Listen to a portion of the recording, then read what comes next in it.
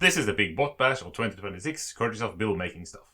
I really enjoy kit bashing videos on YouTube, but I never tried it myself, so please be kind. Because of previous engagements, I only have less than 2 weeks to finish this project, both the build and the video, so I'll have to live up to the channel name more than ever. 2 weeks, you say? That's plenty. Well, I have a day job, 2 kids, a wife and a house to look after, so 2 weeks is basically nothing. But enough chit chat. This handy bot generator and this 20-sided die that I cast out of pewter will decide what kind of bot I will make. So let's go dice cam. We'll start with the head, and that's a 16, which translates to pilot. Okay. And for the arms, that is a 1. Long. Okay. 16 for the body, which translates to pack rat. Well, that sounds like me at least. And the legs,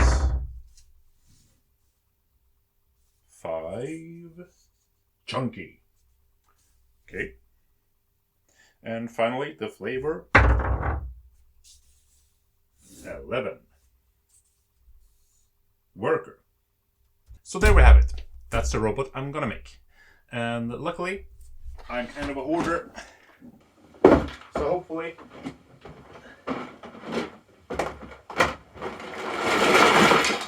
I will have some stuff to work with. Yeah.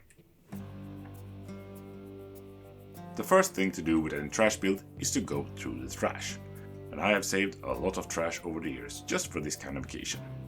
What I've learned from watching a lot of YouTube on this subject is to start by finding a shape that's really interesting and sparks some kind of creativity. And yeah, it took me a while to go through the stuff and find anything that resembled anything. I tried to start with the legs that were supposed to be chunky. No, this didn't work. I had an idea of some kind of triangular shaped body, but nothing really spoke to me. But in the left corner you can see a blue and red thing. This was a Spider-Man shooter, I believe, from one of those comics that you buy for your kids to keep them occupied while traveling. Well, that became the start of this project. So I took it apart and put it back together again. And then for the MVP, wooden balls. So I sliced one open on the bandsaw, and this shows why you need to be extra careful while slicing something around, because it will spin. This is 2-part wood filler that I used to glue it together, because I felt I needed something that would close up all the gaps, because it will be a lot of gaps, with the half squares attached like this. It was also good for filling all the holes, because I wanted a bit smoother body. When it had cured, I sanded it down and just filled in the small holes that I'd forgotten. And this wooden skewer will come in good use later on. You'll see what. And to finalize, a ball for a face. And watching it back, I can see that it is kind of a phallic thing, but let's not talk about that. Back to the bandsaw again, cutting up some electrical piping. And I don't know what would be the best way to attach electric piping to wooden balls, but hot glue was the way I went. Then some contact adhesive to make it stick, and super glue and baking powder, which is a good way to make super glue cure faster and fill up the gaps. Here's some electrical wire that I will use for the arms, stripped down. Just use a copper piece and fill it up with beads. Because you need beads if you're building a bot any way connected to Bill Making Stuff. I drilled a hole through the robot and pulled the arms through. And no, it did not go this easily. Then filling up with more beads and securing it with more super glue and baking powder. At first I did the fingers a bit too short, so I just extended it with some more electric wire and more super glue. I had this digger arm from an old toy that felt appropriate to put on the robot. A mean, it's supposed to be a worker, so it needs some kind of tool. So this was the plan for the skewer. And then priming it and painting it all yellow, which felt like a good worker color. I tried making some hazard strips at the bottom, but that paint job did not come out that good, so we'll do something about that later. Painting is really not my strong suit. I'm colorblind, so I never had a knack for it, which meant I haven't practiced. So yeah, this was very much the stressful part for me. But I tried to keep it as monochrome as I could, but still give it some life.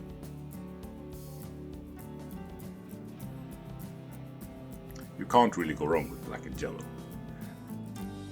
A quick removal of the hazard strips, and then it's the part I dreaded the most, the wash. I have never done a wash before, so this was really nerve-wracking. I felt like I'm gonna destroy this, and it was lucky that I did some test pieces beforehand to get somewhat of a good mixture of paint and water. And for being a first time using it, I'm actually rather proud of the result. Might not be great, but I mean, it looks dirty at least, and it is a worker, so it should be kind of worky, grimy and dirty and had been used. At least it looks better than before. And that's the important part. Now we're at the accessories for the head, the prompt that gave me the most problem. Pilot. How do you do a pilot head on a robot? After a lot of pondering, I came to the conclusion that just try to make it look like a fighter pilot helmet. So I used aluminum tape to try and make a visor, and I don't know if I'm pleased with the result, but with the limited time I had, it had to do.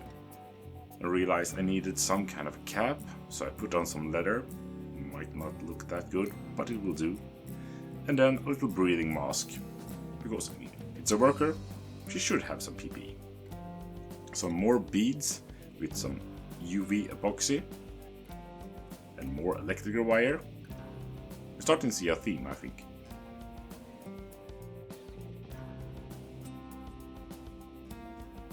And now to fulfill the body prompt of pack rat. The bot needs somewhere to store stuff. So I used the ventilation grating to build a basket. It was rather finicky, but I think I got it together in the end, roughly as I'd imagined it. I had to sew the ends together with some more copper wire, thinner strands electrical wire this time. And to bring it all together, I used some thin electrical wire and twisted it together using a drill. And that looked kinda like a cable, so that will have to do. And then finally, the hazard tape at the bottom of the feet. I realized that it was just easier to print it out and glue it in place. And then it was just a matter of loading it up with stones. And we're finally done. Oh, and a final stone in the hand, because it feels more alive if you're actually doing something. And a Lego road to show the scale of the bot. So there we have it. Let me introduce you to Bertha. Bertha is a digger robot of the Scorpio line, but ever since she spun up, she's been dreaming about being a pilot. That's why she got the PPE resembling that of a fighter pilot. And yes, bots need PPE as well. Sensors are expensive and safety glasses and hearing protections are not. She really likes being a digger, both that her work changes the landscape isn't helpful for people, but also that she really likes rocks. Not expensive rocks or anything like that, just rocks that speaks to her. That's why she built this little wire enclosure on top to keep all the rocks she finds during the day. She actually got quite a collection at this point. Thank you very much, Bill, for hosting this challenge. The bot generator was a perfect prompt, and I actually really enjoyed having a time constraint, because then I didn't have a chance to overthink and let things take too much time. I just had to do and live with the result. Am I perfectly happy with everything? No, but I never am, so that doesn't really matter. But forcing myself to try new techniques and actually do a kit bashing that I've never done, and it turned out fine. I'm really happy with it. And don't forget to check out Bill's channel and all the other participants. Just search for the hashtag BigBotBatch3 and you'll find a lot of wonderful videos, I'm sure of it. Thank you very much for watching, and have a nice whatever you're having.